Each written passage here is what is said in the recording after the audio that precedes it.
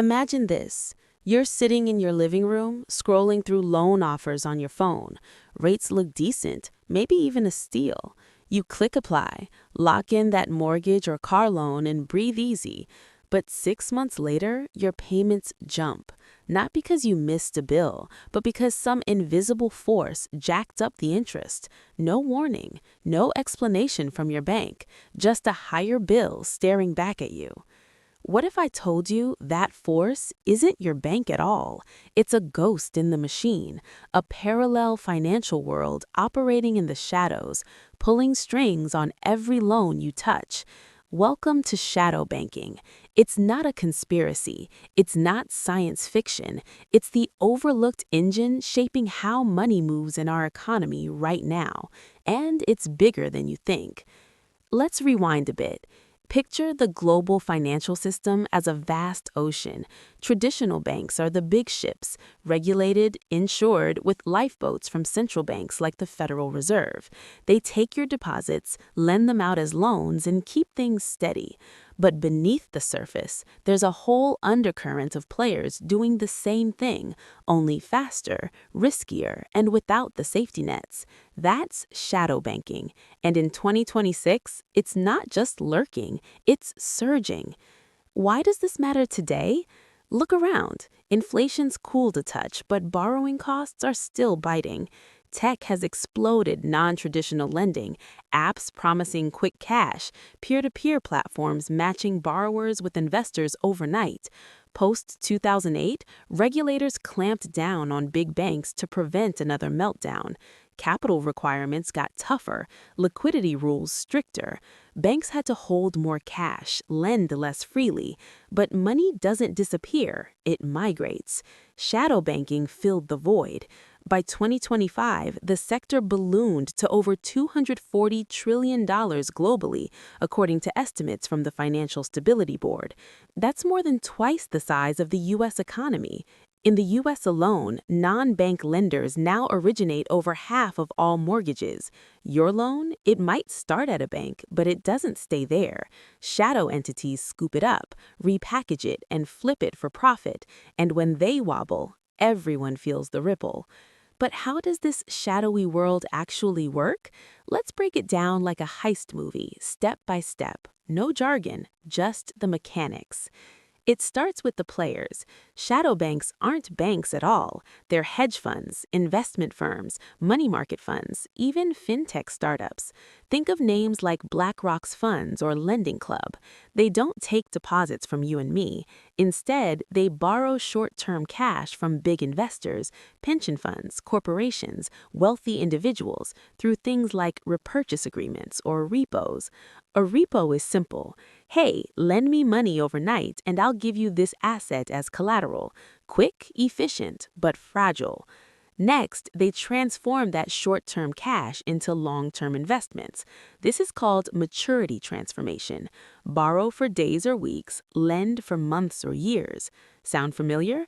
It's what traditional banks do with your checking account. But shadow players do it on steroids, without deposit insurance or emergency Fed loans. They buy up bundles of loans, your mortgage, student debt, auto financing, from banks eager to offload them. Why? Banks free up capital to make more loans, hitting their profit targets without bloating their books. Here's where it gets interesting.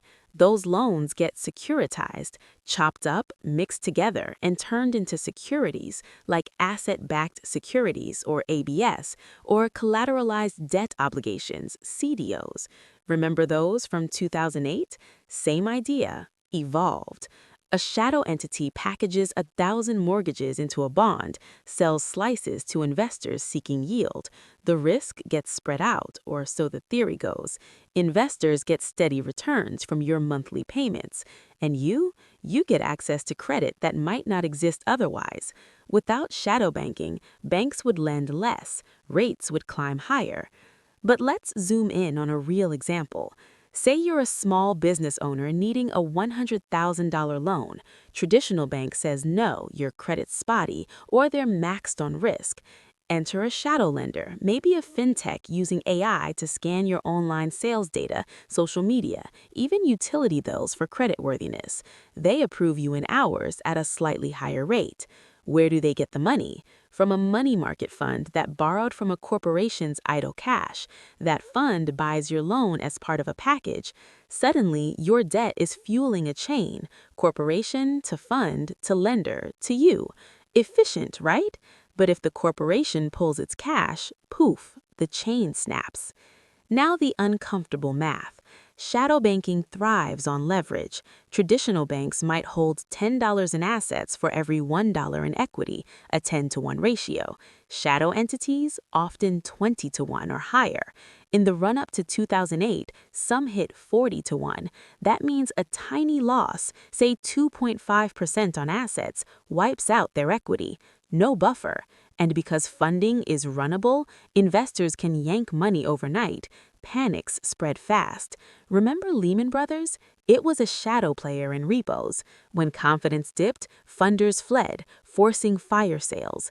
Assets dumped cheap, losses amplified. Let's crunch some numbers. In 2007, shadow banking funded about 30% of U.S. non-financial debt. By 2012, post-crisis, it dipped but rebounded. By 2025, estimates from the Federal Reserve show it backing over 40% of corporate loans and a chunk of consumer credit. Your auto loan rate? Influenced by shadow liquidity. When shadow markets tighten, banks feel it. Borrowing costs rise, passed to you. A 2020 study in the Journal of Financial Economics found that a 1% shock in shadow funding availability hikes consumer loan rates by 0.5%. Doesn't sound huge. Over a $300,000 mortgage, that's thousands extra yearly. But here's the irony. We love the perks. Shadow banking democratizes credit.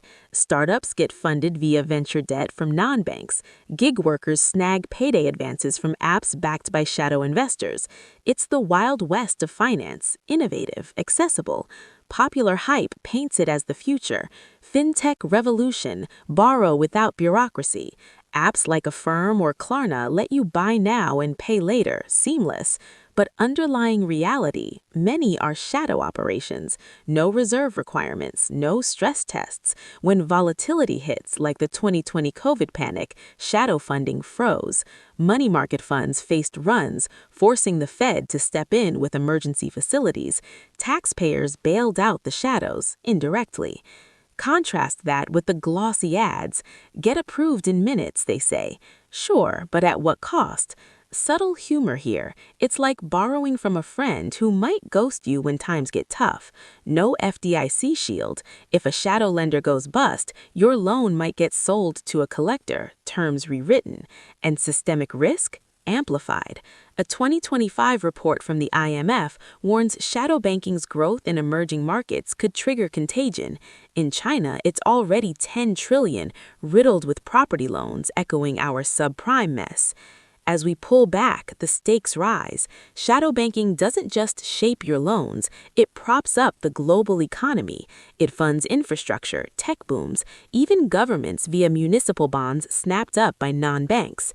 But interconnectedness is the killer. A hedge fund defaults on a repo, a money fund breaks the buck, drops below $1 per share, banks can't roll over debt, credit crunches. In 2008, shadow runs triggered the Great Recession. 8 million jobs lost, $10 trillion in household wealth evaporated. Today, with crypto lenders and DeFi platforms joining the shadows, risks evolve. A 2025 Liberty Street economics piece notes banks now use shadow tech to dodge regs, off-balance sheet vehicles hiding leverage. Broader implications?